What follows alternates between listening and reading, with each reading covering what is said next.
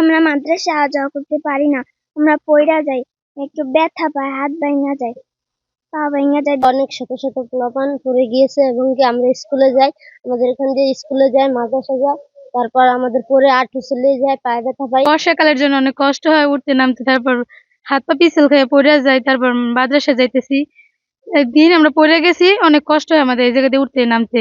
আমার তো উঠতেই পারে না, আমি যে কষ্টে আছি কোনো যোগাযোগ ব্যবস্থা নাই এখানে, খুব কষ্ট করি আমি চলতে হয় এখন।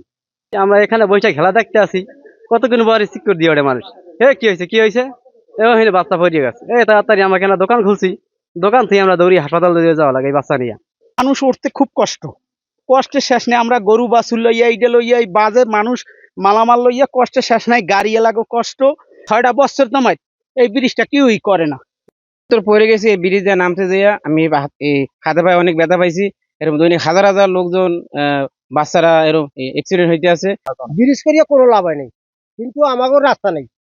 আমরা যে মানে কালাইয়া যাবো বা মানে গছানি যাবো বা ওখানে যাবো সবখানে যাবো, মানে কোনো জায়গায় যাইতে পারি না, যাতায়াতে আমাকে খুবই একটা কষ্ট। ব্রিজটাই সাইডে ওপারে শিক্ষা প্রতিষ্ঠান আছে, হাই স্কুল আছে, প্রাইমারি স্কুল আছে, মাদ্রাসা আছে, দাখিল মাদ্রাসা। আমাদের এই ব্রিজের কারণে এপারের দোকানপাট সব নষ্ট হয়ে গেছে এবং মানুষ অনেক ভোগান্তিতে আছে, বৃদ্ধ লোক অনেক কষ্ট হয়ে উঠতে বুঝলে। অনেকদিন পর্যন্ত পড়ে রয়েছে ইন্ডিয়া কার্ডের একটা আমরা সিঁড়ি দিয়ে দিয়েছিলাম, সিঁড়ি দেওয়ার পরে অনেক কষ্ট হয়, পরে ওই সিঁড়ি ভাঙিয়ে গেছে, ভাঙিয়ে যাওয়ার পরে আমরা মানুষ দিয়ে নিজেরা এই ব্লক দিয়ে দিচ্ছি, এই ব্লক দিয়ে তারপর মানুষ ওঠানামা করছে। এখন বৃদ্ধ লোক করতে অনেক সময় অ্যাক্সিডেন্ট করিয়া একজন বৃদ্ধ মহিলা মারাও গেছে এই ব্রিজটার কারণে।